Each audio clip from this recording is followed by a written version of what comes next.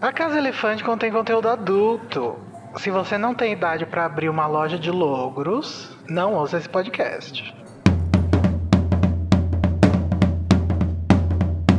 Olá, sejam bem-vindos à Casa Elefante. Puxe uma cadeira, pede um café e vem discutir a obra de J.K. Rowling, capítulo a capítulo com a gente. Hoje, o 29º capítulo de Harry Potter e o Cálice de Fogo, O Sonho.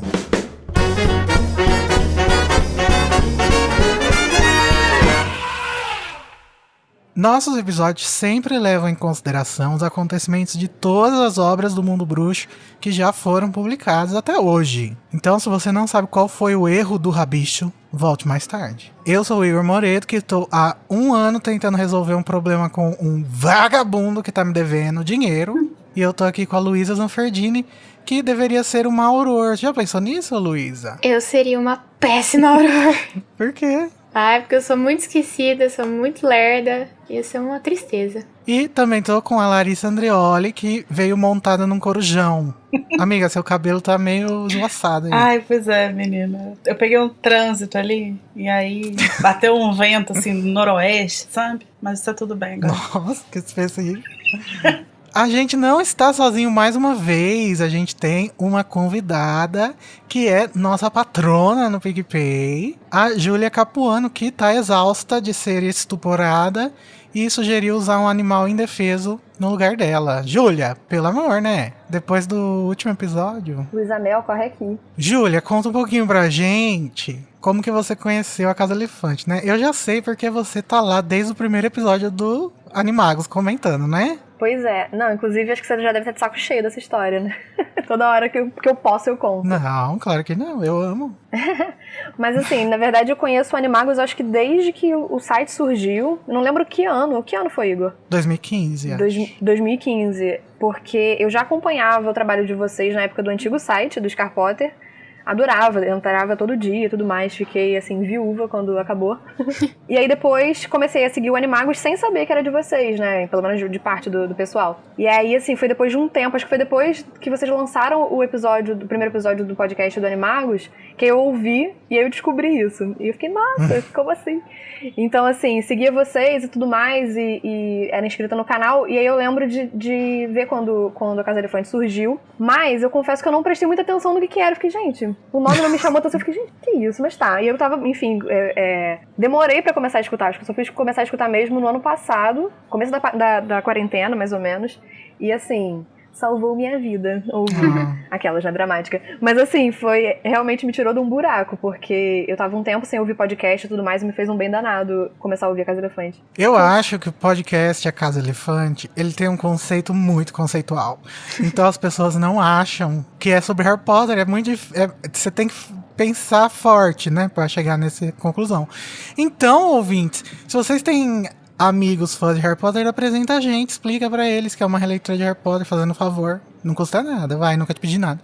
Quando eu parei pra prestar atenção que eu entendi, que eu fiquei, nossa, é verdade, esse título, uma sacada ótima, mas assim, eu tive que prestar atenção mesmo pra me tocar do que era. Não é muito bom marketingmente falando, né, mas tudo bem. Mas, Júlia, você também tem vários projetinhos, né? Tem. Faz seu jabá pra gente. Pois é, então, na verdade foi inclusive por causa do Casa Elefante que, né, eu comecei a ouvir outros podcasts relacionados a Harry Potter, pelo menos na época, né, enfim, e aí eu conheci um grupo de pessoas que fundaram junto comigo um podcast sobre as Crônicas de Nárnia, chamado Baladas de Nárnia, em que a gente relê, né, analisa os livros, não é capítulo a capítulo, né, mas os livros e as adaptações, tanto para o cinema quanto para a televisão, das Crônicas de Nárnia.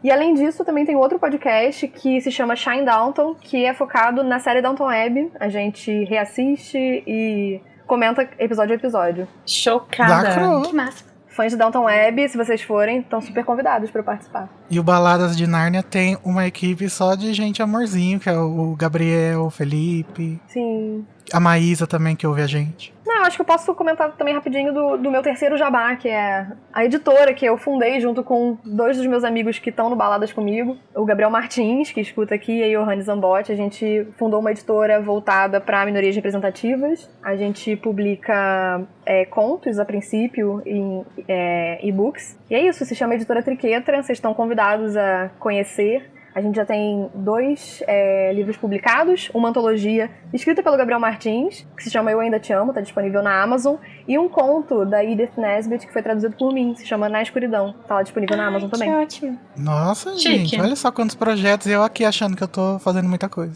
Ah, pare. Então, vamos para o episódio onde a gente vai falar sobre chantagens, um sonho dolorido, perto da cabeça, assim, mais ou menos, e pistas e mais pistas, que tem muitas pistas.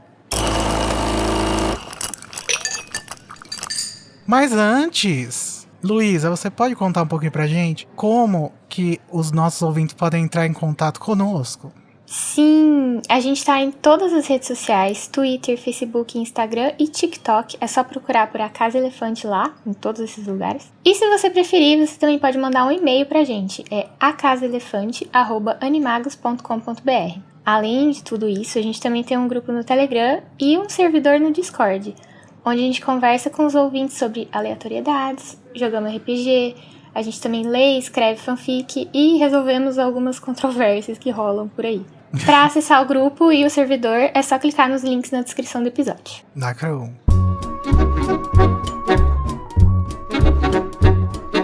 Bom, gente, então agora vamos para o duelo de resumos, onde hoje 3 participantes vão duelar pelo direito de iniciar a discussão do capítulo com uma frase, um trecho, um pedacinho, alguma coisa da sua escolha. Ganha quem conseguir fazer o resumo completo do capítulo em menos de 30 segundos e que eu achar que lacrou.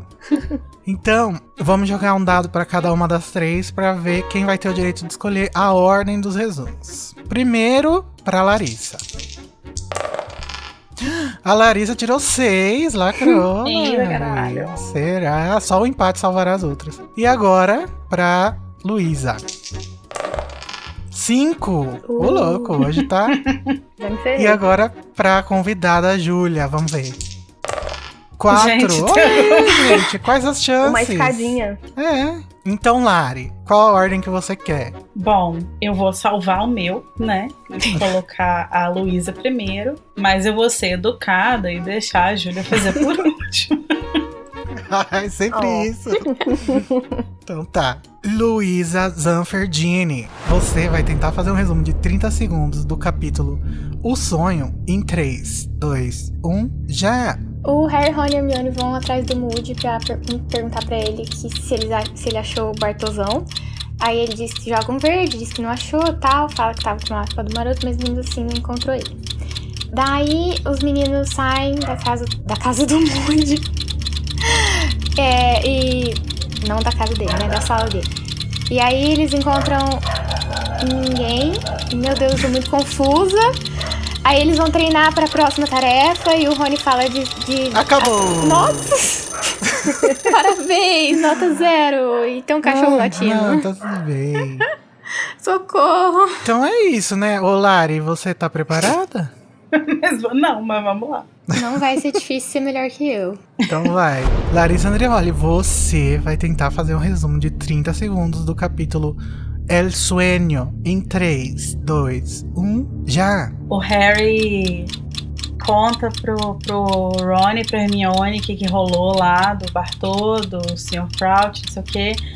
Aí eles resolvem contar pro Sirius, aí eles vão no Corujal. E aí, pra mandar carta, aí eles encontram com os gêmeos. E tá todo mundo muito suspeito, todo mundo desconfiado. Aí eles vão atrás do Moody pra tentar descobrir se ele viu alguma coisa, se ele achou alguma coisa. Aí ele fala que não. E... Ai, eu não lembro mais o que acontece. Acabou! Olha só, Luísa, ela foi pior que você! Claro que não, eu não falei praticamente nada. Eu falei Moody na casa dele. Mas você Gente, eu não chegou faço- mais longe, Luísa. Vamos ver a Júlia Acho que eu agora. comi meio capítulo. Ai, que responsabilidade. Mas as chances altas, Júlia, de ganhar. Vamos lá, né? Júlia Capuano, você vai tentar fazer um resumo de 30 segundos do capítulo O Sonho em 3, 2, 1, já! O trio tá conversando sobre o que aconteceu com o Sr. Crouch, e aí eles vão no Corujal mandar uma carta pro Sirius pra contar pro Sirius, e aí eles encontram os gêmeos, e os gêmeos estão super suspeitos, eles também, rola aquele embate entre eles, e aí eles vão pra conversar com o Moody tá lá exausto, mas tá elogiando a Hermione, o Rony tá desesperado querendo elogio também, e aí eles vão depois treinar pra terceira tarefa, e o que mais que acontece, meu Deus do céu? Socorro. Sim, aí o Harry... Acabou! Uma pena. Legal que ninguém chegou no sonho, né? Uma pena. Pois é. Ele sonha, né? Tem isso, né? A Luísa e a Júlia chegaram no mesmo lugar. Tô chocada. Ai, meu Deus. Eu acho Não, Igor, que eu pelo vou dar amor de Deus. vitória pra Luísa. Por quê? A primeira pessoa que ganha. Porque ela tá com falando. um impedimento pandêmico, né? Acho justo. Ah, verdade. Ela tá Nossa, sequelada. tô separada. Ai, que tristeza. Porque eu não sei se os ouvintes sabem, mas a Luísa recentemente pegou Covid, né? E talvez essa confusão dela seja por causa disso. Com certeza Vamos todos os ouvintes rezar para a recuperação 100% da Da Luísa. minha memória.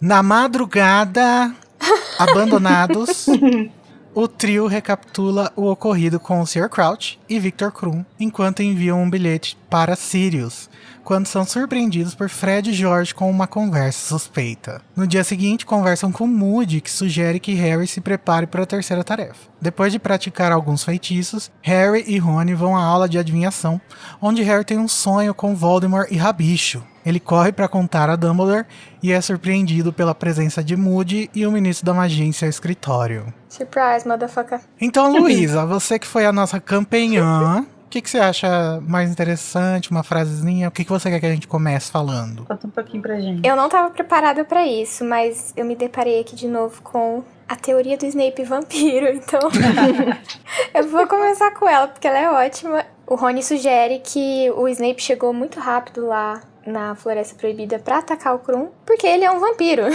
Ele se transforma num morcego, né, na verdade. E eu acho isso sensacional. Na verdade, é o Harry que fala, né? O Harry... O Rony pergunta, você acha que teria tempo dele chegar lá? Daí o Harry, não, só se ele fosse capaz de virar um morcego. Ai, E aí o te amo. fandom foi a loucura, né, Lari? É. A responsável pelo Snape aí. Pois é, gente, eu vim nesse capítulo, nesse episódio apenas pra falar sobre essa teoria. Não, mas essa era uma teoria real, assim, né? Porque o Snape ele é sempre associado com essa imagem de vampiro, de morcego, não sei o quê. E aí, depois que sai o terceiro livro, né? Que a gente tem essa coisa de que os marotos eram todos animagos, né? Quase todos animagos e tal. As pessoas começaram a pensar se outros personagens poderiam ser. E como tem toda essa associação, todas essas referências, né? O Snape sendo meio que andando como um vampiro e tal, tinha essa coisa. Inclusive no final, lá no sétimo livro, quando ele pula da janela lá e vai embora, ainda assim tinha gente sugerindo que ele voava porque ele poderia se transformar num vampiro. Mas eu adoro essas teorias, assim. A gente já falou aqui sobre a do Draco lobisomem, né? Também é incrível, assim. A do Draco lobisomem, inclusive, é uma teoria super elaborada, assim, tipo, em várias coisas. A do Snape vampiro é mais uma brincadeira, assim. Mas é muito legal, porque ele realmente vai... Essa imagem dele é sempre construída, né? Em associação aos morcegos, né? É bem legal. Sim. E depois que teve marotos animagos, todo mundo virou animago, né? Pro fandom. Aí ó, surgiu a oportunidade de você colocar alguém de bicho. Mas essa não é a única hipótese sugerida, né, por eles. O Rony, inclusive, ele dá várias hipóteses. Ele tá muito empenhado em descobrir esse mistério. Ele fala que deve ter sido o Crouch.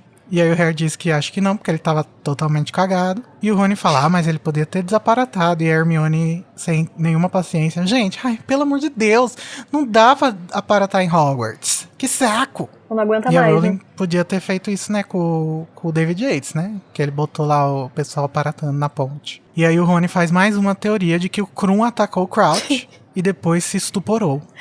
Ai, essa é E a ótima. Hermione, e aí o Sr. Crouch teria se evaporado depois disso. Dele, é. E eu amei essa tradução da Lia, do é. É muito uma interjeição que a gente usa bastante mesmo, né? É. Sim. Lembrando. Em traduçõezinhas da Lia. E durante toda essa conversa, a Hermione, né, tinha que ser raspando pela verdade, que ela diz. A gente precisa ver o professor Moody. Precisamos descobrir se ele encontrou um Sr. Crouch.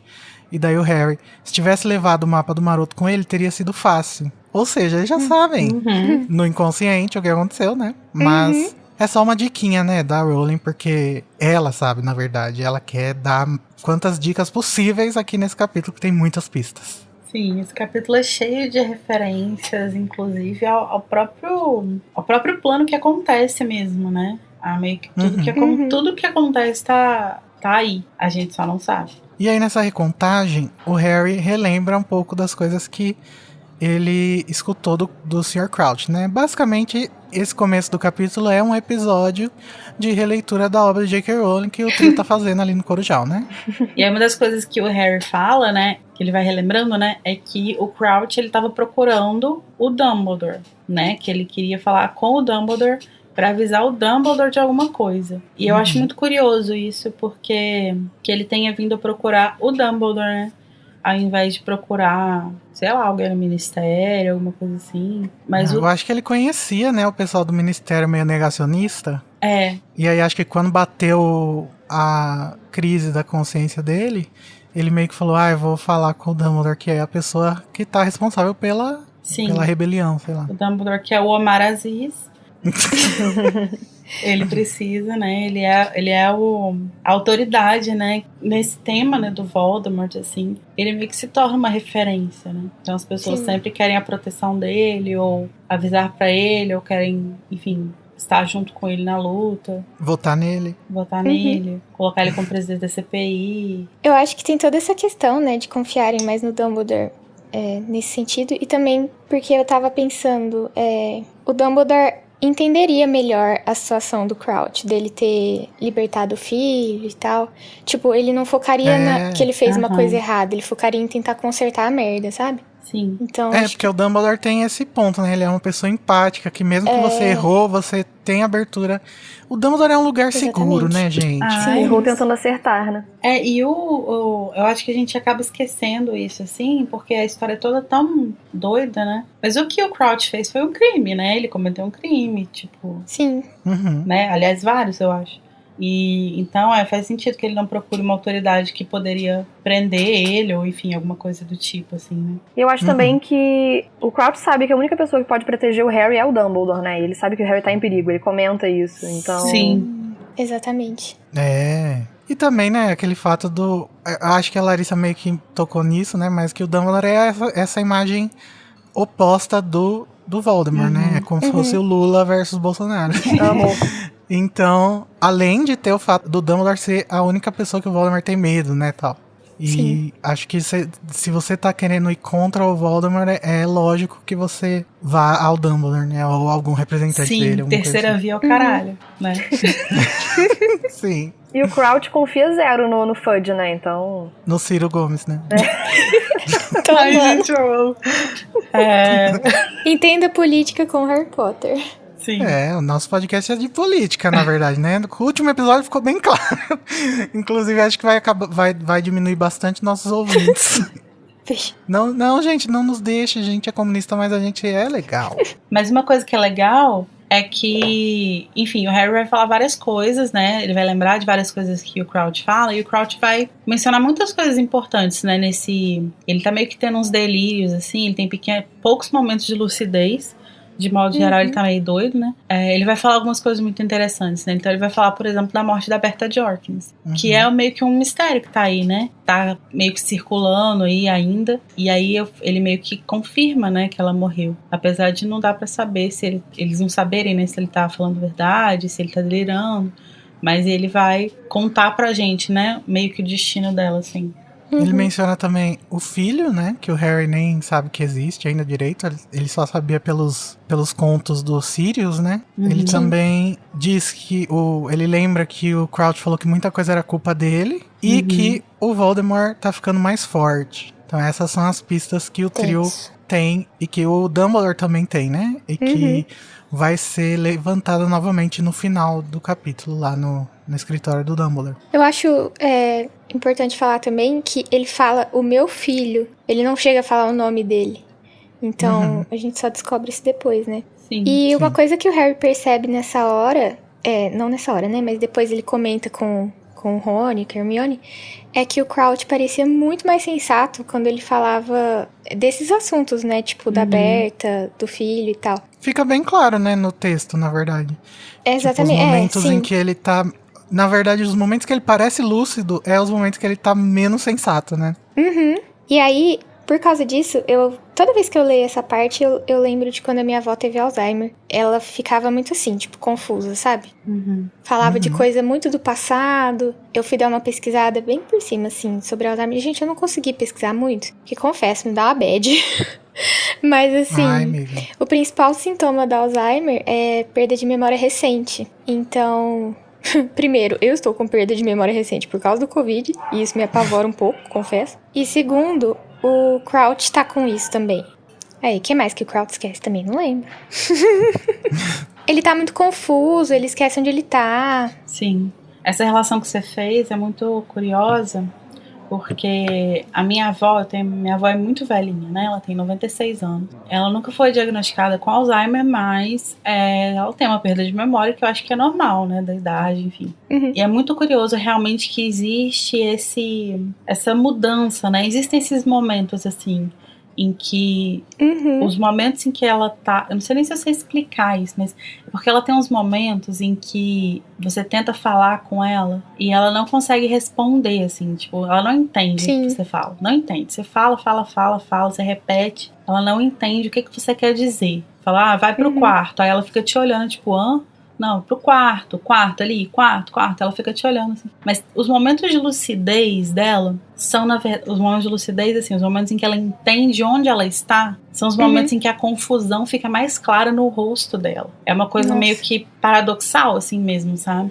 E, tipo, a expressão dela muda. E isso é muito louco. E agora que você falou isso, né, acho que essa coisa do Sr. Crouch tem muita similaridade, assim, tipo, ela realmente muda a fisionomia, sabe? Tipo, o olhar muda, fica diferente e tal. E a gente tem que pensar que ele tá com a memória prejudicada, né, por causa de um feitiço. Então, acho que tem similaridades, né? Acho que quando a gente vai ver os efeitos a longo prazo, né, do feitiço da memória, né, que a gente vai ver no Lockhart, no livro que vem, são muito curiosos, assim, porque ele realmente vai parecer uma pessoa que tá com Alzheimer, assim, que não tem nenhuma, não retém nada recente, né, vive num mundo paralelo. Eu acho interessante pensar essa condição do Crouch como meio que sequelas mesmo desse tempo todo que ele passou sendo enfeitiçado, né, com o Império. No episódio anterior a gente comentou sobre será que ele tá aí tentando se livrar do Império ou se isso aí são sequelas do tempo que ele passou sob o Império. Na minha interpretação, eu acho que seria mais sequelas, assim. Eu acho também. Mas... Eu também acho. Porque eu acho que o Voldemort, ele não teria como fazer um Império à distância. Sim. Não sei. Faz sentido. Mas no fim das contas, eles decidem que eles vão conversar com o Moody, né, sobre o acontecimento. E aí, na conversa com o Moody, mais pistas. Por quê? Quando eles encontram o professor, que também é o Bartozinho, não vamos esquecer, eles percebem que ele tá com cara de cansado, então provavelmente passou a noite aí fazendo alguma coisa que a gente sabe que é, né? E que ele também tem um frasco nas mãos, que, né, é a poção polissoco. Imagina o gosto dessa poção. Gosto de Moody, né? Credo. Tinha um pedaço do nariz dele no poção. O Harry pergunta pra ele se ele teve tempo de usar o mapa do Maroto pra tentar ver se o Crouch tava no terreno, né? E ele diz que usou o mapa, mas que não foi capaz de encontrar o Crouch. Depois a gente vai ver que isso não tem importância nenhuma, né? Porque, na verdade, ele usou o mapa justamente pra poder se safar desse problema aí, que seria o pai dele vivo querendo revelar os segredos ali na escola. Na verdade, esse momento que acontece há 2, 3 capítulos atrás, né?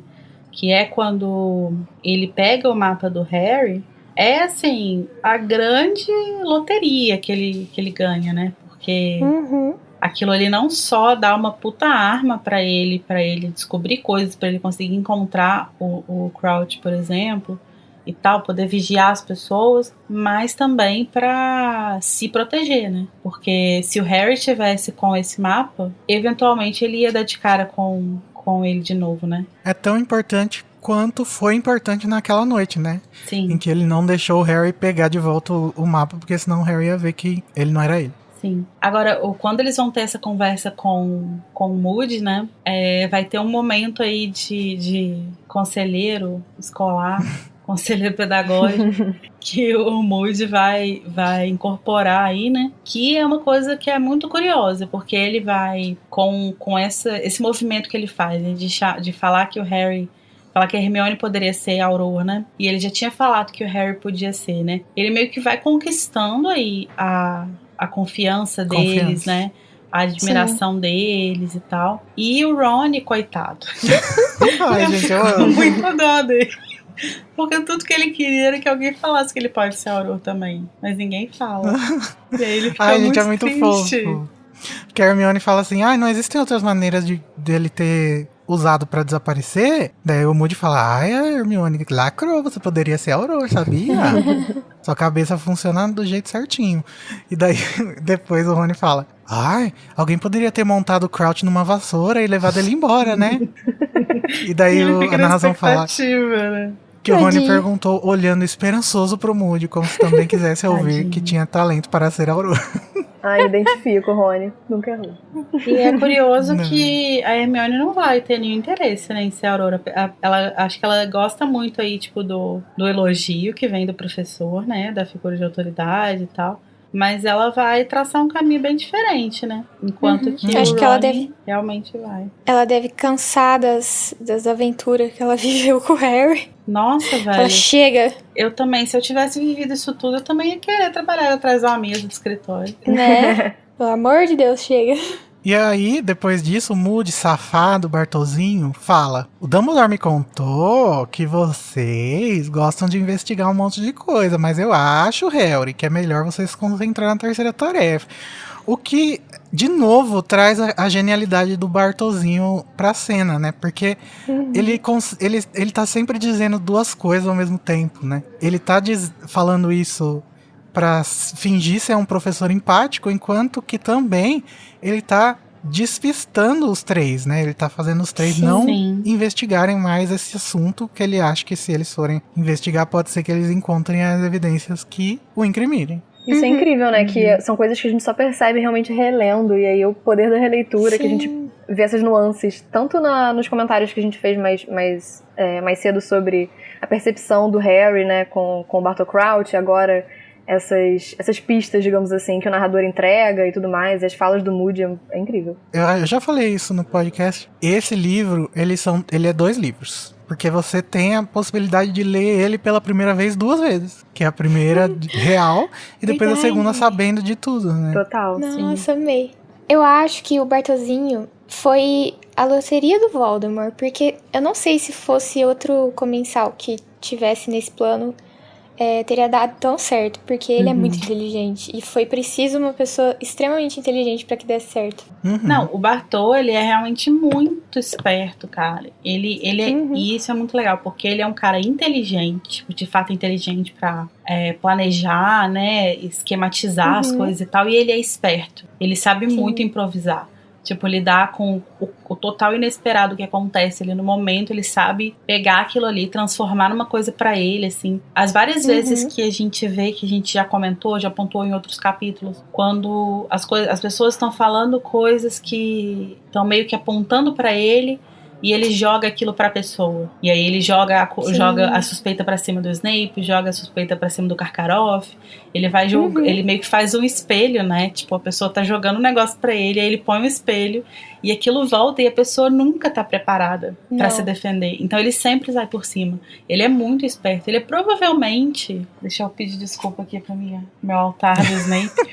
Mas ele é provavelmente um dos comensais mais inteligentes que o Voldemort já teve. Ou mais. Eu ia até fazer a comparação com o Snape, que eu acho que a única pessoa que talvez pudesse ter feito um trabalho tão bom quanto o Bartolzinho é o Snape. Só que pena pro Voldemort, né? Porque o Snape estava fazendo o papel dele, mas pro outro lado. Ele também foi muito efetivo, né? Só que, na verdade, eles meio que fazem um trabalho bem parecido, né? Só que cada um pra um lado. Invertido. E de uma forma, né? Sabe o que eu pensei agora? O Bartol pai só não reparou que o filho dele era comensal porque ele era um mentiroso fudido. Não Sim. só porque ele trabalhava o tempo inteiro, eu imagino. Tipo, o Bartolzinho também soube disfarçar muito bem, né? A história do Bartol tem uma coisa muito legal, assim, sobre a própria configuração familiar das famílias puro sangue tradicionais, né? Dessa coisa, tipo, de quase que um abandono mesmo de um filho, né? Que, enfim, não é abandonado, mas acaba tendo meio que um abandono afetivo, assim, quase. E eu acho que isso tem um paralelo muito legal com o Sirius, de como que o Sirius se sente muito sozinho dentro da própria família, né? Só que cada um vai buscar meio que uma saída, assim, tipo, o Sirius vai se rebelar. Eu não lembro, eu acho que eu falei isso no capítulo da Volta de Almofadinhas, mas o Sirius vai se rebelar contra uma família supremacista, se tornando o oposto deles, e o Bartolzinho vai se rebelar contra uma família tipo de cidadãos do bem, indo contra eles também, né? Eles vão para caminhos opostos, mas eles têm uma trajetória bastante parecida. Até porque eles têm famílias opostas, que são puro sangue, mas têm pensamentos Sim. distintos, né? E que são muito, muito distintas em valores, mas são muito similares na forma, né? Tipo, em como lidar com as coisas, no tratamento da família e tal. Porque são famílias puro sangue tradicionais. Então, acho que uma coisa que a gente meio que vê é que essas famílias, elas todas têm um padrão, assim, né? Algumas vão ser racistas, outras não. Mas tem sempre uma forma, meio que um funcionamento muito similar, né? Classe. Mas outra vez que a gente vê acontecendo essa confiança dando certo é quando a Hermione fala pro Harry que o Moody tá certo, né? Ele tá preocupado com você, quando ela fala do Sirius. E aí ela adiciona o Moody e o Hagrid, quando eles estão falando sobre a terceira tarefa e sobre especificamente não investigar essa questão, né? Não entrar nesse problema. E assim, mal sabem eles que ele já tá enfiado no problema, né? Sem ele querer. Pois é. Eles ainda têm muita dificuldade de entender como que tá tudo interligado, né? Mas tá tudo interligado. Inclusive, eu vejo muita gente falando que não gosta do Cálice, porque eu acho que o leitor de primeira viagem tem justamente esse problema, sabe? De não compreender como que todos esses mistérios que enchem o livro de informações tá interligado com a questão do Harry. E o leitor, ele tá querendo acompanhar o Harry, né? E às vezes fica parecendo muito alheio à situação. Talvez seja mais interessante a segunda leitura mesmo do que a primeira. As primeiras vezes que eu li, eu achava esse livro um porre, tipo, mais chato que a Câmara. E aí, um dia eu falei, vou ler de novo. E aí eu li e eu falei, meu Deus, esse livro é perfeito. E agora ele é um dos meus preferidos. Acho que todo mundo passa por isso, assim, um pouco. Eu gosto muito desse livro, eu tenho ótimas memórias lendo ele, assim, memórias muito vivas, principalmente dos últimos capítulos, do capítulo do Voldemort voltando. Mas eu acho muito incrível, assim, como que as coisas são ligadas nele. É muito intricado, né? Será que existe essa palavra em português? Sim, intricado. Intricate. Mas só antes da gente prosseguir, tem mais um momento de fofura do Rony, que eu não posso deixar passar, é claro, que o Moody tá elogiando o Harry, né? Falando, o Dumbledore me contou, blá. Daí o Rony interrompe e fala, nós ajudamos. Eu e a Hermione ajudamos. Eu fui, eu tava. Menino. Ai, gente, fofo.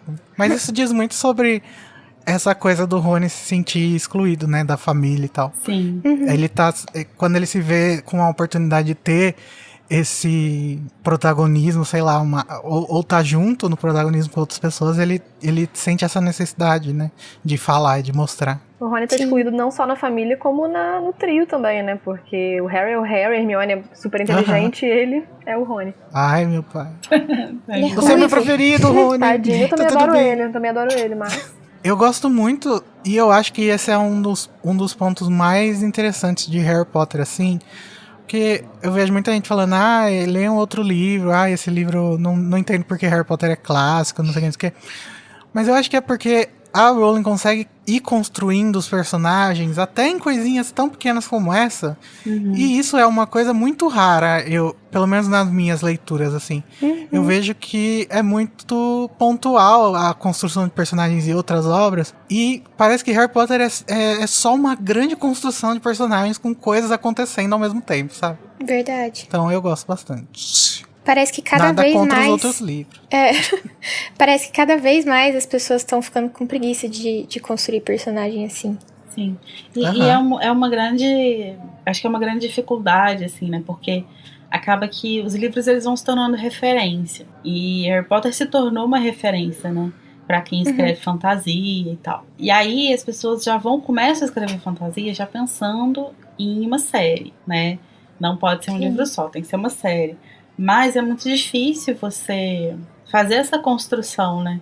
Aos pouquinhos, assim. E eu acho que isso que é tão legal, assim, na Rowling, porque... Na escrita dela, né, de Harry Potter. Porque eu acho que mesmo quando ela escreve umas coisas que, sei lá, no plot, assim, você fala, isso aqui acho que é um furo, acho que isso aqui não faz muito sentido, não sei o quê. Tudo bem, mas... Os personagens é uma coisa que ela trabalha muito bem. Ela tem uma percepção muito legal, assim, tipo, de como as pessoas funcionam. Sim. Uma coisa que eu gosto muito em Harry Potter é como ela consegue relacionar a história com coisas corriqueiras e cotidianas, né? Assim, não para tudo pro bicho pegar. Perfeito.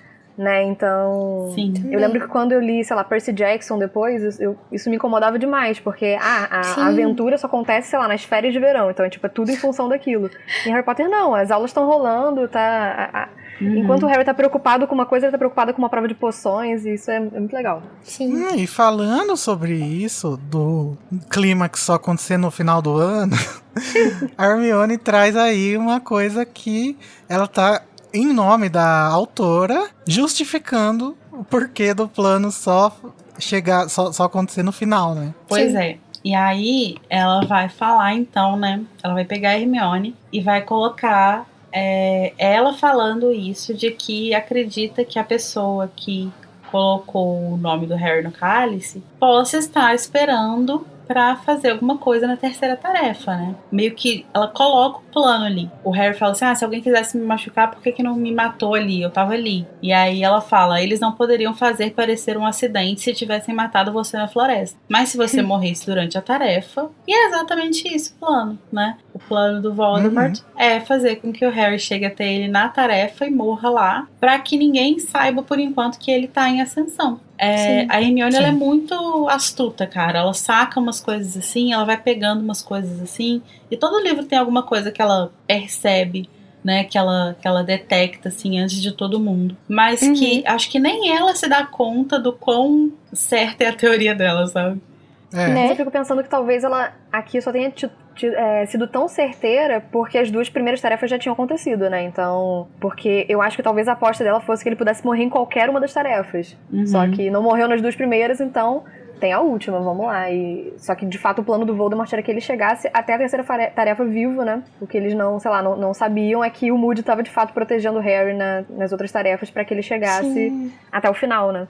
Até porque, tipo, nada estranho aconteceu na primeira e nem na segunda. Então, tipo assim, não teve nenhuma tentativa de fazer com que desse merda, né? Então acho que a Hermione devia estar prestando muita atenção nisso. E falando na terceira tarefa, o Moody fala pro Harry, tipo, concentra na tarefa, sabe? Esquece essa história do Crouch.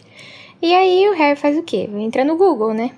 Pra pesquisar uns feitiços e umas azarações novas. Na verdade, a gente faz isso depois de receber a resposta do Sirius. É o Sirius que indica que ele procure? O Sirius vai dar, tipo, uma chamada nele, tipo assim... Não, o que você tava fazendo no meio da floresta com o Krum? Você tá doido, não sei o quê. Você precisa focar na tarefa, fica dentro. Vão te matar, né? E aí ele fica tipo, total, fica em casa, isolamento social, etc. Pro Harry estudar, né? Gente, o Harry é muito difícil, cara. Ele... É o gênio dele. Né? Tudo ele quer ficar fora, sabe? Fazendo as coisas. Realmente faz o menor sentido ele estar na floresta com o Krum. Nada. Gente, é criança. Criança não tem método, não tem como. Não, é assim, não faz o menor sentido, mas ao mesmo tempo faz, né? Porque eles estavam ali, eles foram chamados, e aí o Krum só chamou ele na moitinha rapidinho, vem aqui no campo comigo, e é isso. E ele confia no Krum, né? Coisa que os Sirius e os outros adultos não, porque eles têm esse preconceito com a Durmstrang, né? Mas o Harry conhece o Krum de outra forma, né? Mas não tô pensando nem com relação ao Krum, né? Dele desconfiar do Krum. É que, sim, independente do Krum ser amigo dele, ou enfim, dele não desconfiar dele, nem nada do tipo, ele ainda é só um adolescente, né? Então, assim, tem alguma coisa acontecendo, né? E é justamente o que o Sirius vai falar, tipo, ninguém te colocou colocou seu nome no cálice de fogo de presente, sabe? Tem alguma coisa muito estranha acontecendo. Então, cara, se preserva, né? Se cuida e tal. E o Harry até fica puto, né? Pensando, mas quem é ele pra me mandar ficar em casa, sendo que ele não ficava em casa na época dele. Mas, amigo, ninguém tava querendo a cabeça do Sirius na época da escola, né? Tipo, se situa, né? São conceitos diferentes. São tempos diferentes. Mas coitado do Harry também, né? Não pode ser normal. Pois é. Deve ser muito frustrante, né? Ele fica na cabeça dele, inclusive ele fala isso, né, nesse capítulo. Gente, mas não aconteceu nada esse ano, não tô entendendo porque vocês estão preocupados. Ai, o Harry é muito Harry. Não, e isso é curioso, né, essa coisa do Sirius, porque o Sirius vai passar pela mesma coisa no livro seguinte, né? Em que ele vai estar preso em casa, que ele não vai poder sair, e ele vai ficar querendo sair e tal. E a única pessoa que entende ele é justamente o Harry, porque o Harry sabe o que é ter que ficar em algum lugar, né, não poder se arriscar e tal. Mas assim, não que ele respeite, né, mas ele sabe o que é as pessoas ficarem insistindo pra ele se proteger, né. Até parece que o Sirius não ficou 12 anos em Azkaban, né? Né, coitado. Gente, eu ainda tô esperando motivo pra gostar do Sirius, que vocês todos têm aí, tá? Mas tá difícil. Ai, Vocês todos quem? Você pode, por favor, me... Foi a Tami, a Luísa, Eu gosto os também. ouvintes. a gente adora um... Como é que fala? Um rebelde, Slumdog, né? sabe? Sem causa. Slumdog Millionaire. Então, daí eles praticam e aproveitam pra apresentar alguns feitiços aí de combate, né, pra gente. Tem o Estupefaça, que é o feitiço estuporante. A Rowling, ela não bota os nomes dos feitiços, a não ser que as pessoas estão duelando, né. O Impedimenta, que é a azaração de impedimento. E a Hermione deixa claro que não precisa praticar o Expelliarmus porque o Harry já sabe há séculos. Então ela tá de acordo com o que o fandom diz, né? Que o Harry só sabe o Expelliarmus. Mas tá foda, porque o Harry usa como engodo o Rony e a Hermione, né? Mais o Rony, né? Na verdade, a Hermione fica só olhando. Ela fica dando umas desculpas, tipo assim, não, mas acho que você já treinou bastante. Eu até fiz um highlight nisso, porque o trecho fala exatamente assim. O problema era que sua prática exigia certo sacrifício de Rony e Hermione, mas só o Rony tava sendo estuporado, né? Tipo, carinha de palhaço, né? Pintando, coitado. O emoji do palhaço. E o Rony fica puto e ele sugere que usem. E aí, gente, é complicado, Só né? Mas piora. ele sugere que usem a Madame Nora ou o Dobby. Ai, gente, é engraçado, gente. né? Mas é pesado. O Ron, ele tem zero filtro, né? Na hora de falar as coisas, ele... Em nenhum momento ele passa pela cabeça que é errado, né? Que, assim, existe uma coisa chamada consentimento, essas coisas. Mas, enfim, pelo menos Não, eles mas não assim, fazem, né? Sem querer passar pano, mas já passando pro Rony, tipo, claro que tá obviamente errado, né? Mas assim, tá o menino só tomando na cabeça, né? Tipo, o único ali sendo estuporado. Não A Hermione aí vacilou, né? Podia estar dividindo com a mim. Então, e aí isso se relaciona um pouco com o que a gente falou no episódio passado, né? Que é esse utilitarismo dos animais, né? Ou a Madame Nora ou o Dobby, assim, pra que eles servem? Pra ser engodo de tiro, porrada e bomba. Mas a gente já falou bastante sobre isso no episódio passado, então se você não ouviu, volte lá, gente, que a gente falou bastante sobre o que interessa a Luísa Mel, que a Luísa Mel do episódio passado foi o Eduardo Leão, né? Nosso pesquisador. Toda vez que vocês falam da Luísa Mel, eu acho que vocês estão falando comigo, no começo. Até falar o Mel, eu fico tipo, o quê? Meu sobrenome não é esse. Bom, mas tem uma coisa que aconteceu no começo do capítulo que a gente não mencionou, mas vamos só dar uma passadinha agora, porque é aquela coisa estranha que tá acontecendo com o Fred e o George, de ninguém nunca sabe o que é. Mais uma daquelas coisas complicadas que o leitor de primeira viagem acho que fica meio confuso. Eles entram lá no Corujal, né, enquanto eles estão recapitulando as coisas que aconteceu no dia anterior. Antes deles entrarem, eles vão subindo conversando, né, falando sobre chantagem. O George preocupado que o que o Fred quer fazer pode ser chantagem, não sei o que, não sei o que. E a Hermione acaba se questionando se talvez eles têm alguma coisa a ver com o caso do Sr. Crouch. Mas, na realidade, a gente sabe que isso é porque eles estão buscando resolver o calote que tomaram do Bagman lá na Copa Mundial, né? Sim. Foi longe a Hermione, né? Mas a Hermione tá fazendo o nosso papel de leitor, né? Ela tá pegando tudo e transformando em pista. Sim. Ela tem que... A gente tem que desconfiar, né? E aí ela vai... E ao Pega mesmo tudo tempo que é suspeito. despistando a gente, né? Isso, sim. Agora, uma coisa que eu acho muito legal é que, assim, além de ter essa coisa da pista falsa, né, de que a gente vai seguindo a Hermione vai jogar isso, a gente vai seguindo e tal, tentando entender, tem uma coisa também que é que o Ron vai colocar em xeque a moral dos gêmeos, né, porque a Hermione vai falar uma coisa, a Hermione e o Ron vai falar uma coisa tipo assim, mas se fosse uma coisa séria, né, tipo eles saberem do Crouch, alguma coisa do tipo, eles iam contar pra alguém, iam contar pro Dumbledore e tal, e aí o Ron fala que não sabe. Tipo, ele fala, não sei, eles estão muito obcecados. Se liga, hein? Com a ideia de...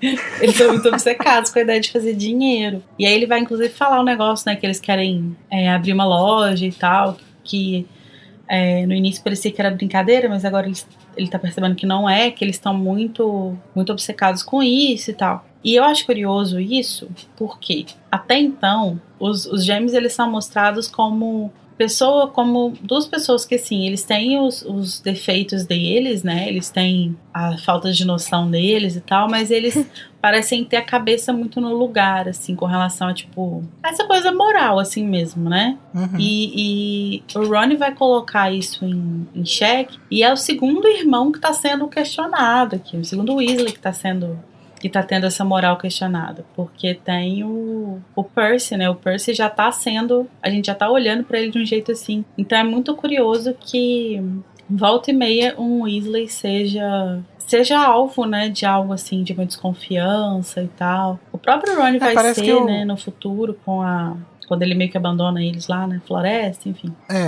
Isso tudo me dá a impressão que o Rony tá passando por muitas questões, assim, na cabeça dele, assim. Sim. Ele tá desconstruindo a ideia que ele tem da família, né? Por causa do Percy. Eu acho que talvez tenha sido uma coisa meio traumática esse afastamento do Percy.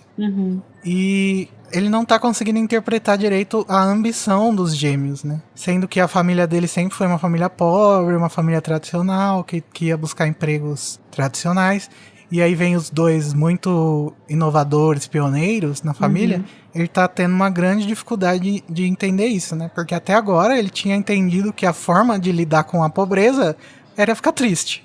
Mas ele tá percebendo que os outros irmãos dele estão seguindo um outro caminho que ele poderia seguir, né? E que é inesperado pra ele, né? Sim. Vocês não acham que é, sei lá, um pouco exagerado o desespero do Fred e do George de que, assim, o trio não descubra que o Bagman passou a perna neles? Tipo, não é nada demais, sabe? Eu sempre fico pensando. Eu acho que é mais pro Rony não descobrir, porque... sei lá, ele pode pedir um pouco de dinheiro, ele pode contar pra mãe dele, sabe? Ele pode usar isso contra os gêmeos, tipo assim, eu vou contar pra nossa mãe se vocês não fizerem tal coisa. Mas o Rony é tão entusiasta, assim, das paradas que os gêmeos fazem, né? Sei lá. Não sei. Também. Eu acho que pedir dinheiro não, mas eu acho que eles têm medo de... Sabe quando você tá fazendo um projeto e aí você não quer contar pra ninguém pra não... Sim. Não ter chance de dar errado. Mas eu não digo nem do projeto em si, eu digo mesmo dessa treta deles com do calote que eles do Bagman, levaram. né? Do calote, exatamente. Porque, tipo, não tem nada demais, assim, eles só passaram a perna neles. E, tipo, eles agem como se fosse, né, a grande conspiração. Pois é, eu também não entendi muito bem por que eles lidam com isso dessa forma, assim, né? Pode ser uma forçação de barra da Rowling também, pra criar mais uma pista falsa. Pode ser. Eu acho engraçado também que, assim, o segredo que o Rony, o Harry e a Hermione estão lá debatendo é muito mais importante, né, que o dos gêmeos. E mesmo assim, o Fred fala, se você não perguntar pra gente o que é, a gente não pergunta pra você. Mas o Rony, assim, essa alma fofoqueira, me identifico, faz questão, né, de tipo, o que vocês estão fazendo, né? Tipo, eles estariam muito mais na saia justa de contar pro gêmeo sobre o Crouch do que o contrário. Sim. Faria mais sentido se a Rowling tivesse introduzido esse tabu contra apostas no começo do livro, né, talvez. Mas na verdade, eu tô pensando agora, eu acho que na real é pura picuinha de irmão. Tipo assim, eu não vou contar pro meu irmão mais novo, sabe? Pode ser também. Pode ser. Eu acho que tem essa coisa um pouco da aposta, assim, né? Que o Sr. Weasley não quer que eles apostem e tal. Sei lá. Eu entendo, porque assim, a minha mãe, ela tem uma vibe bem Sr. Weasley, assim. E aí eu tinha muito medo de muitas coisas, assim, que não fazia o menor sentido eu ter medo, sabe? Então eu acho que tem um pouco dessa vibe, assim, pensando nisso, que pode ser medo da represália. Eu acho que faz sentido. E outra, eles são muito cool, né? Então, ser enganado com ouro de leprechaun é meio vergonha, né? Tem vários jeitos de passar pano pra pra essa forçação da Rony aí. E aí a Hermione, ela não acredita que os gêmeos pudessem estar envolvidos com mutreta, porque ela acha que eles não seriam capazes de infringir a lei. Mas ela acaba sugerindo pro Rony denunciar os gêmeos pro Percy. Eu achei muito nada a ver isso. Mas enfim. Completamente nada a ver. Mas a Hermione, ela tem uma coisa com o Percy, né? Ela tem uma ligação diferente, assim, com ele e tal. Acho que ela entende certas coisas dele que ninguém entende.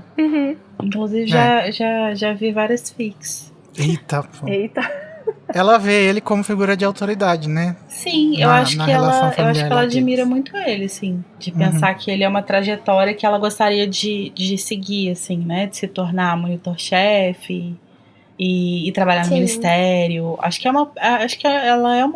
ele é uma figura que ela admira, realmente. Eu acho isso até curioso, assim, porque parece que todo mundo age como se o Percy fosse o primeiro irmão a ser monitor e monitor-chefe, né, na família. Inclusive, eu até, pontuei isso, que eu acho engraçado como o Rony cai na pilha, né, quando os gêmeos falam, Rony, você tá muito certinho, vai acabar virando monitor-chefe. Porque isso é sempre associado ao Percy, que é o irmão chato, mas, os irmãos mais velhos dele são super descolados e foram monitores, né, mas eu acho que tem a ver com o fato de que eles não viveram Hogwarts com o Gui e o Carlinhos como monitores-chefe. Então, a referência que eles têm de ver, né, eles estão vendo um irmão sendo monitor-chefe, é o Percy. Então, é muito difícil pensar assim, eu não vou ser o Percy, eu vou conseguir ser igual o Gui, igual o Carlinhos. Até porque o Ron em si, ele não é cool, igual os dois, né? Não. Ele é nerd. Então, acho que ele estaria muito mais próximo de se tornar um Percy do que de se tornar um Carlinhos, se tornar um Gui. E é mais recente também, né, o Percy. Sim. Tadinho. E eu acho interessante que quando a Hermione sugere isso, o Rony já dá um foreshadowing aqui pra gente, né, da construção do Percy, porque ele fala que acha que se ele fizesse essa denúncia pro Percy, o Percy ia entregar os Weasley, assim como o Crouch fez com o próprio filho, né? Sim. Então, a gente já vai vendo que o Rony, ele tem uma percepção sobre o Percy que vai se confirmar mais pra frente. Sim. Esse capítulo tem muita construção de personagem assim por baixo, né, das coisas. Tô achando diferente. É por isso que esse capítulo é perfeito. Eu falo isso de todos os capítulos desse livro. Pois é, Luísa.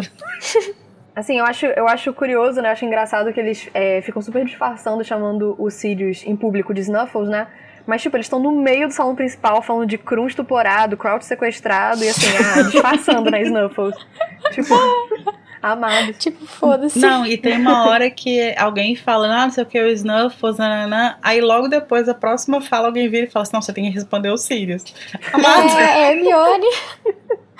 Eu li isso e fiquei, mas gente, era só Snuffles que ia chamar ele. E o Sirius assina a carta com Sirius, Bom, mas uma coisa que vai rolar nesse capítulo também, que é muito importante pro plot, muito importante pra gente ter Apesar de ninguém ter falado no comentário. Isso, todo mundo ignorou isso. No resumo. É só o título do capítulo. É, apenas isso.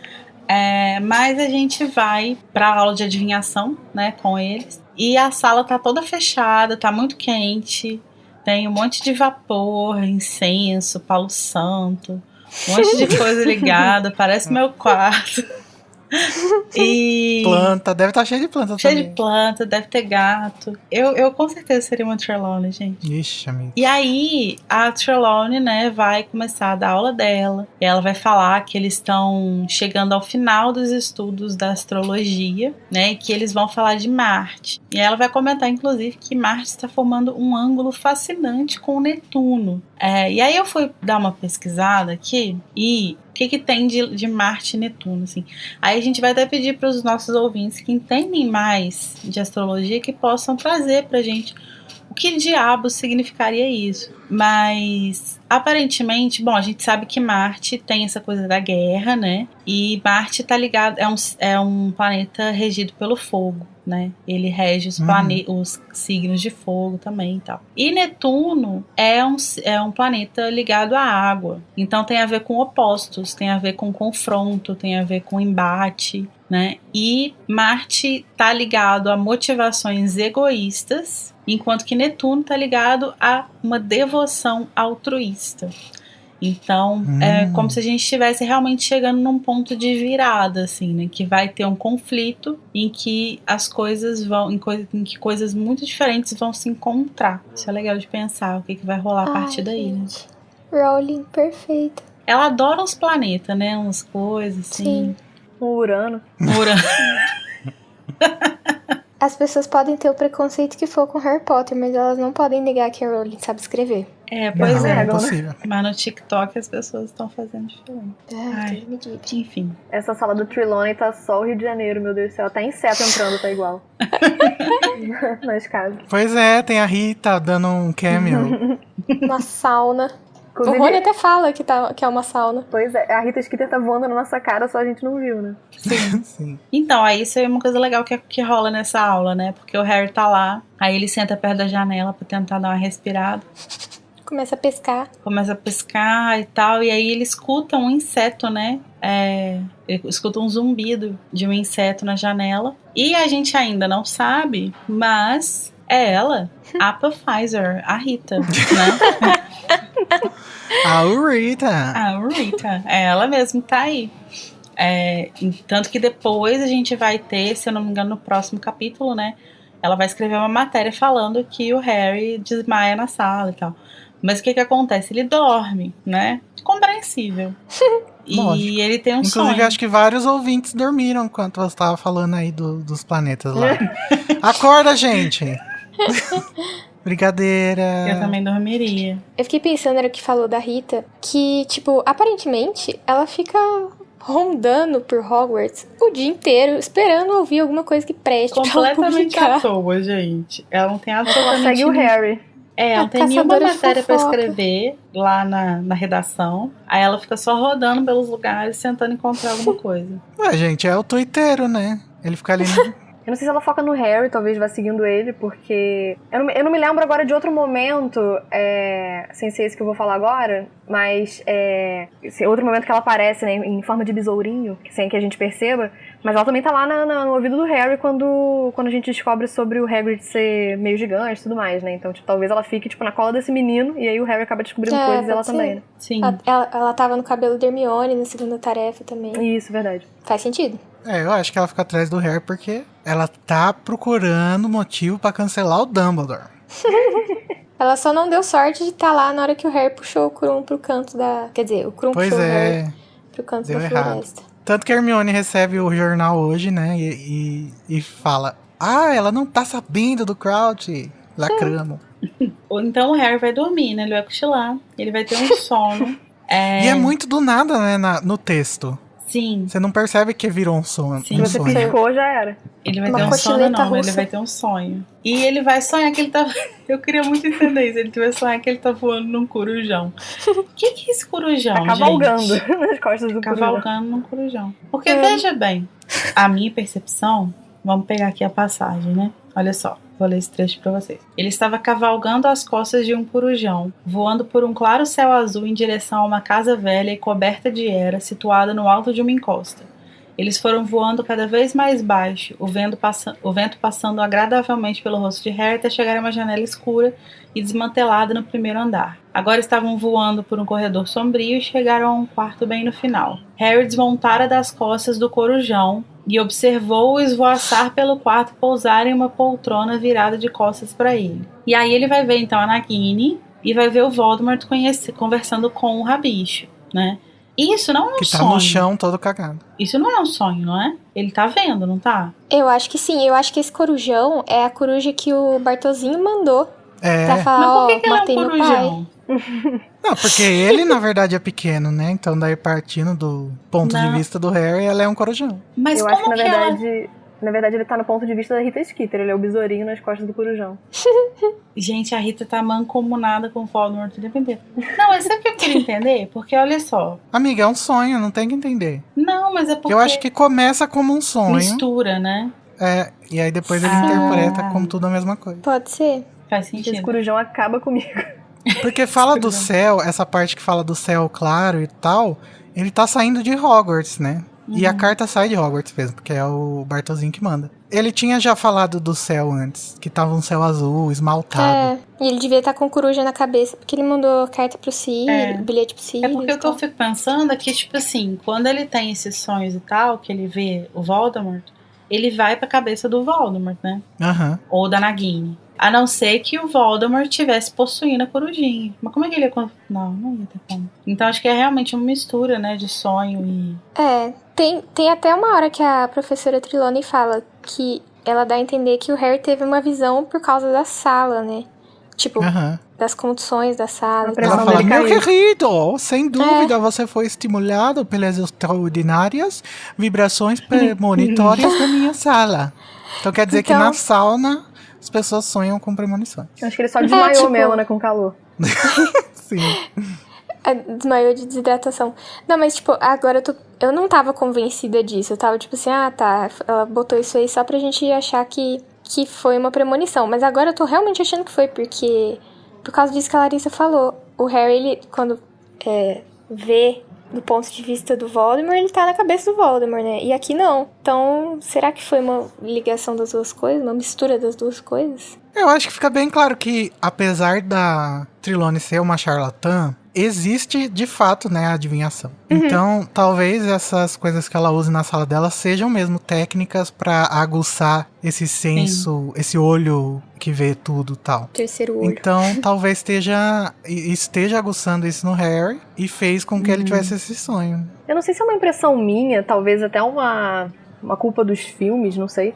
Mas nesse livro a gente não tem um pouco a impressão de que essas visões que o Harry tem do Voldemort e tudo mais são meio em terceira pessoa, ou é realmente um devaneio meu e não? Então, a gente conversou um pouco sobre isso, acho, no primeiro episódio desse livro, porque no próximo livro fica bem claro que é pelo ponto de vista do Voldemort, né?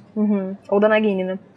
E agora tá mais diferente. Então, as hipóteses que a gente criou foi ou de que a Rowling ainda não tinha decidido como que ia ser, ou mudou o sistema, é outra coisa que tá acontecendo. Mudou a conexão, pode ser também, porque o Voldemort volta. Sim. E aí a conexão fica...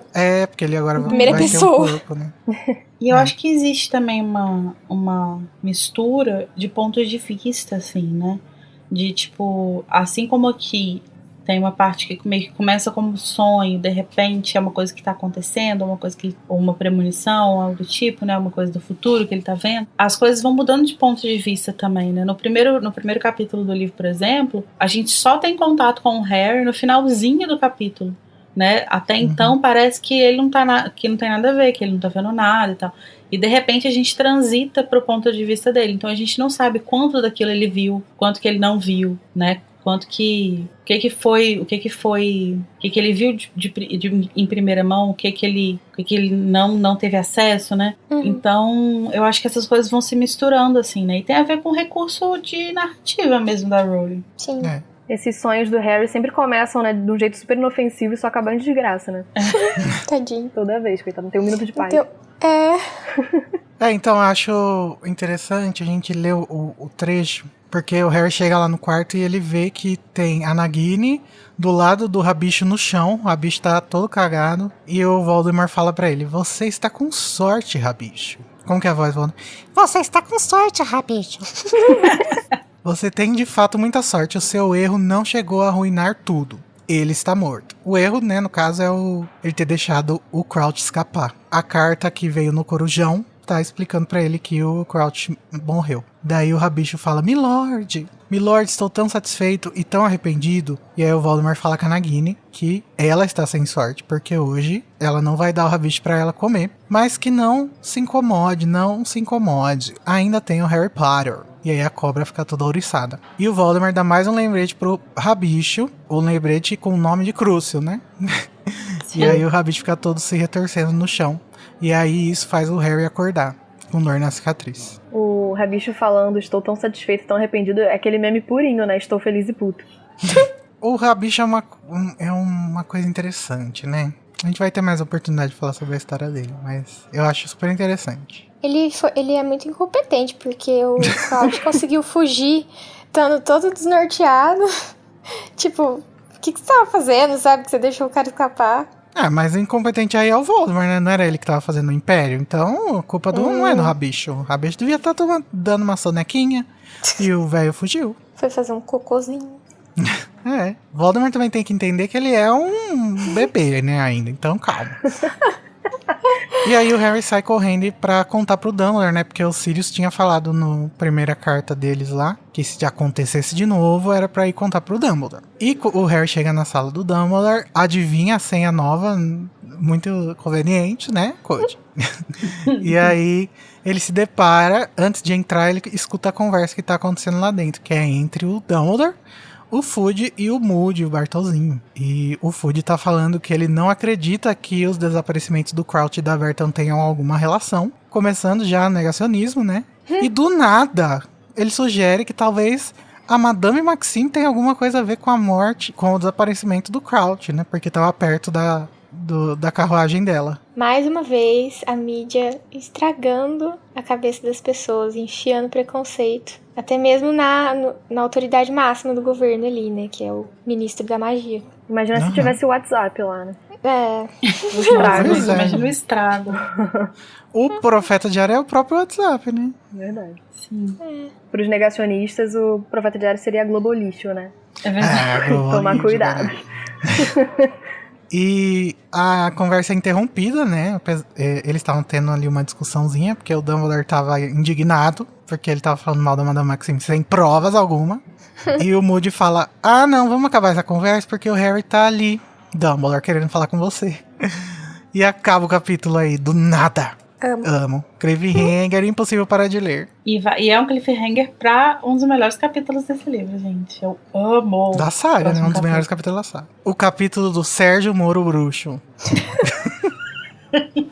Gente, eu fico tão curiosa pra saber o que se passa na cabeça do Dumbledore nesses momentos de mistério. Tipo, porque ele fica, né, se Ele é perguntando. tão sereno, né? Ele é muito sereno. E assim, com certeza ele tem uma teoria na cabeça dele, né?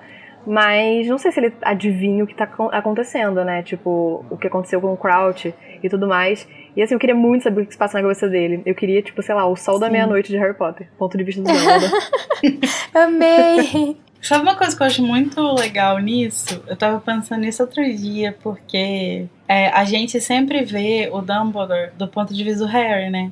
Que, enfim, tem uma puta admiração, carinho por ele, etc. Quando a gente vai lá nas memórias do Snape, a gente vê um outro Dumbledore, cara. Um Dumbledore que, tipo, tá sem paciência. Que o Snape fala alguma coisa e fala, tá bom. Tem desprezo na voz, né? Boca, deixa de ser chato.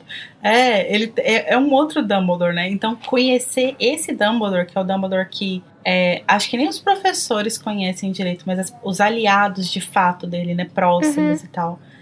Só essas pessoas que conhecem, assim.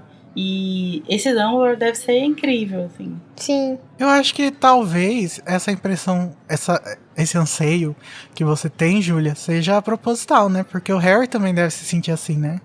Eu queria muito saber o que esse velho tá pensando. Total. Sim, inclusive, outro dia apareceu uma memória pra mim do Facebook, que uma época a Rowling colocou de cabeçalho no Twitter uma imagem que era um print de um arquivo no Word, assim, escrito I know what Dumbledore would do.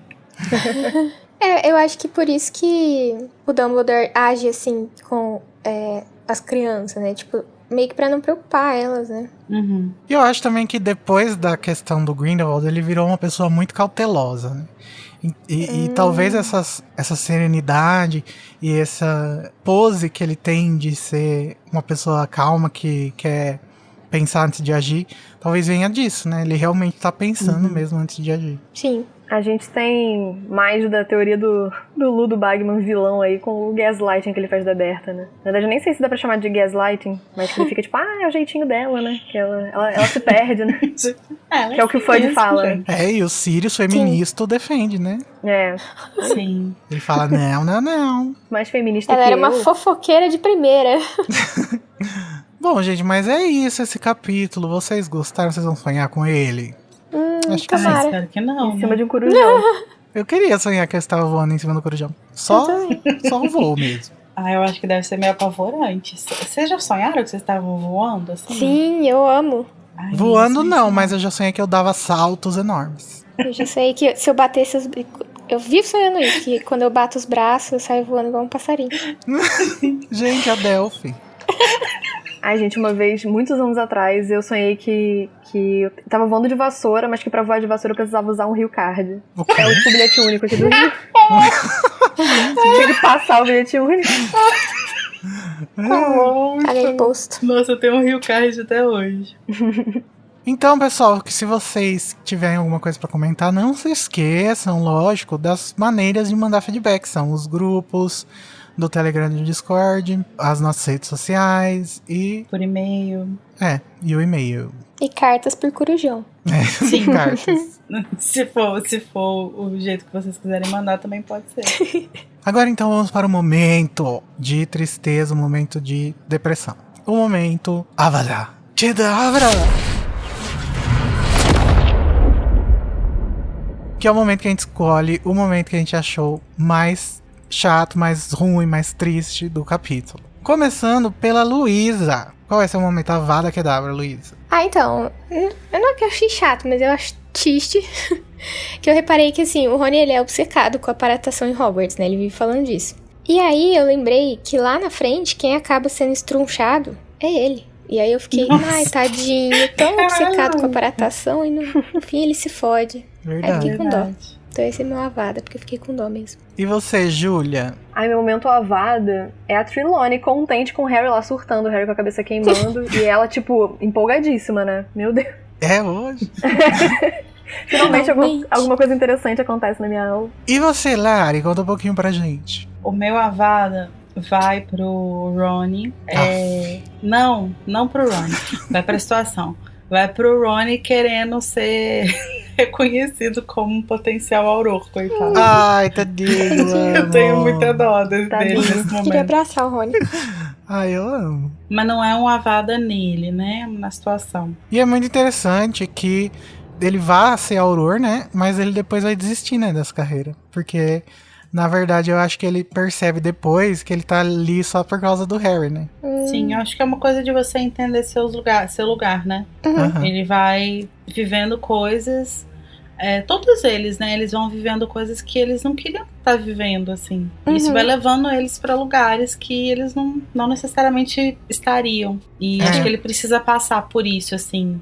Acho que até ele precisa passar por essa coisa de estar numa posição de destaque, de, tipo, chegar no topo, assim, né? Tipo, se tornar uma pessoa muito importante, pra que ele entenda que talvez não é isso que ele quer. Ele quer uma vida comum. Ele quer ser a Hannah Montana, ter o melhor de dois mundos. Tadinho. Ele não quer ser policial bruxo. Arrasou, mano. E a gente falou também sobre essa coisa que a Rowling tem com polícia, né? Eu acho que faz muito sentido, assim. Eu tô olhando um pouco o Cálice agora, enviesado pela questão do Afeganistão, sabe? Que me parece que tem muitos paralelos aí, porque tá acontecendo uma guerra, tá pra acontecer uma guerra, né? E eu imagino que em tempos assim, ser polícia, ser militar, deva ser uma coisa muito honrosa mesmo, né? Pra você defender os seus. Sim, então faz sentido que nesse clima, principalmente tendo acontecido uma guerra recente, né?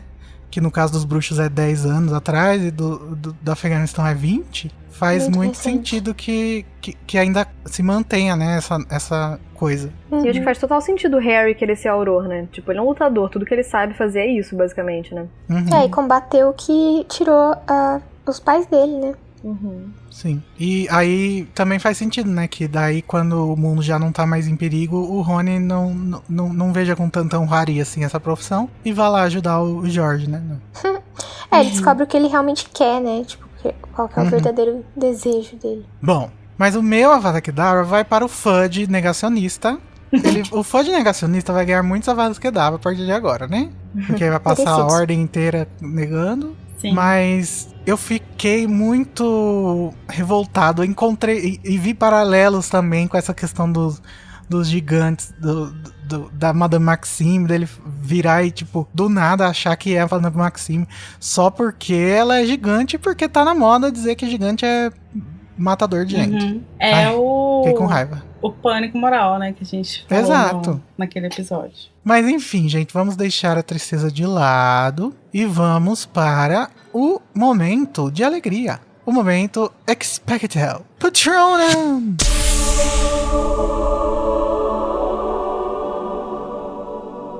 O momento Espectro Patrono é o momento que a gente fala do momento, de novo, que a gente gostou bastante do capítulo. O momento Brown, o momento de alegria. Começando dessa vez pela Lari. Diz aí, Lari, o que você vai fazer? Eu ia fazer uma rima improvisada, mas acho que é melhor não. O meu patrono vai para o Bartozinho e a sua esperteza. Eu acho que ele é muito inteligente, eu acho muito legal, assim, pra variar. Quando você começou a falar dele lá atrás, eu achei que você ia falar que ele era o vilão mais interessante da saga. E eu tava pronto pra concordar. Mas daí você não falou isso. Mas eu acho que é, assim, o vilão mais inteligente, mais interessante mesmo, de analisando a leitura. Até porque, enfim, eu tava falando do como comensal, né? E aí o Snape se encaixava, mas como vilão, o Snape não se encaixa, né? Então, acho que como vilão mesmo, acho que ele é, de fato, o mais interessante, assim. Porque... E infelizmente, acho que ele é o menos explorado, né? É o que a gente menos tem profundidade no texto, mas é o que mais tem potencial pra discutir, assim. Eu acho muito incrível todo o arco dele, acho ele muito inteligente, acho ele muito safo. É gostoso de ler um personagem assim, é muito bom. Verdade. E você, Júlia? Meu momento patrono é o Harry cavalgando no corujão, gente. Eu amei que é um corujão. E eu imaginei super o corujão do Ursinho Pooh. E assim, foi impagável. Imaginei, tipo, o Harry naquela ilustração do álbum de figurinha da Pedra Filosofal. E em cima do corujão do Ursinho Pooh. Amei. Eu, quando olho o corujão, lembro do negócio da Globo lá do filme. Da Globo Lixo. Eu também. Eu fui pesquisar o corujão do Ursinho Pooh aqui, porque eu não sei. Eu também não tenho essa ref. Ele é marrom com bege. Eu tenho a ref grande. do corujão do Pequeno Urso. Que não é um corujão, é simplesmente uma coruja. Eu acho que eu não tenho nenhuma referência de coruja. Só de Disney. Bom, eu não sei porquê, mas eu lembrei do pássaro da Pequena Sereia. Que é sabichão. O sabichão, nada a ver com coruja, mas tudo bem. E você, Luísa? Conta um pouquinho pra mim. Bom, eu concordo com os 2 patronos anteriores, mas eu tô tentando parar de dar 15 patronos por episódio. Então, o meu momento preferido foi quando todo mundo fala tudo ao mesmo tempo lá no Corujal e só faltou alguém gritar Rela no Verde. Achei ótimo. Dei muita risada.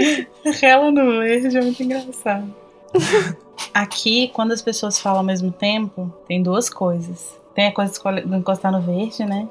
E aí você pergunta sorte hoje ou amanhã. Nossa. Aí você pode escolher se você quer ter sorte hoje ou amanhã. Que legal. Ou pode ser um prenúncio que você está grávida. E aí quem falar primeiro vem daí, não tá grávida. Acho que eu continuo gostando mais do Rela no Verde. É da sorte, bem legal. Aqui a gente fala street. Eu não sei porquê. Mas só isso ou tem alguma coisa assim? Tipo... Então, não tem uma coisa padrão assim, mas às vezes tem. Tipo, você não pode falar mais. Até a pessoa que falou street te dá permissão. Tem um episódio de How I Met Your Mother, assim. Tem do The Office também. Isso é uma brincadeira mundial, né? Tipo, que legal. Com milhões de nomes. Tipo Fusca Azul. Sim. Aqui eu tô no verde também, mas se perdeu como lágrimas na chuva. Não vejo mais ninguém fazendo isso. Quê? Eu entendi que quando tinha o negócio do verde, tinha que falar não sei o que lá como lágrimas na chuva. Não, ele se perdeu. Tinha que tocar no verde, mas a brincadeira se perdeu como lágrimas na chuva. Ah, tá. Que poético. Complexo. Imagina. Acho que é porque a gente ficou velho. Pois é. O meu é que esse Spectro Patrono vai ser pra construção de vários personagens nesse capítulo. Que, assim, pra mim, o que tá, assim, em primeiro lugar no porquê você gosta tanto de Harry Potter é os personagens. Em segundo, é os mistérios. E nesse capítulo tem tudo isso, né? Mas eu vou focar no personagem, que eu acho que esse capítulo é recheado de coisinhas gostosas. Sim. Eu gosto de chamar esse capítulo de Pistas de Blue. Ai, eu amava Pistas de Blue. Ai, eu amo. Que isso? Amava. Era um desenho. Era um desenho. Um desenho com uma pessoa de verdade ao mesmo tempo. Era muito bom. Era tipo uma mistura. Era um cara e tinha um desenho de um cachorro. E eles iam resolvendo mistérios. E o Blue encontrando pistas. Eles iam montando esse quebra-cabeça, assim. Sim, e as pistas chegavam por carta. Era muito legal. Eu tinha um crush nele. No cara. Eu tinha nos irmãos Cratch. Eu amo dos Bumafuna. Putz, o nome do Pistas de Blue em inglês é muito bom. Blues Clues. Sim. Eu ainda canto a musiquinha de vez em quando. Ai, eu amava. Eu também. Eu adorava essas coisinhas assim de mistério. Eu via Shelby Woo, via Wishbone, que era com cachorrinho também. Vocês já viram uma série que chama Ghost Rider? Amava Não. Ghost Rider. Era muito legal. Era muito bom, tinha o Jamal. Eu lembro dele.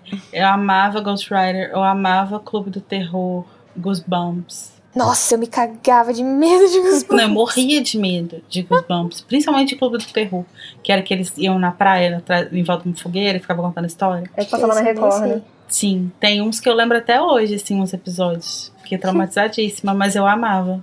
Então, antes da gente terminar, ô Júlia, lembra aí pro pessoal quais são os seus projetinhos, rapidinho, pra ninguém esquecer. De ir lá checar, né? Quem gosta de Crônicas de Nárnia, de Downton Abbey. E é isso mesmo. Então, quem gosta de Crônicas de Nárnia, segue a gente lá em @baladas de Nárnia, no Twitter e no Instagram. A gente tá em todos os agregadores. E segue também o Shine Downton, @ShineDownton, também no Twitter e no Instagram. E é isso. E também tem a editora Triquetra, que você encontra no @Triquetra_ED, no Twitter e no Instagram. Gente, eu acho chiquérrimo. Conteúdo de Downton Abbey. Pelo amor. Também acho chique.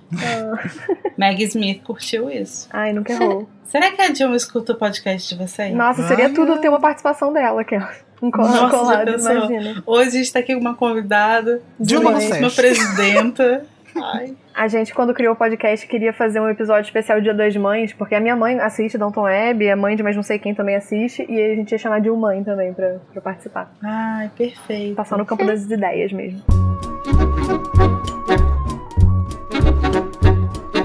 E é com esse cliffhanger insuportável que a gente vai ter que deixar o sonho pra trás e ir pro capítulo da semana que vem, A Penseira. Tchau! Tchau. Tchau!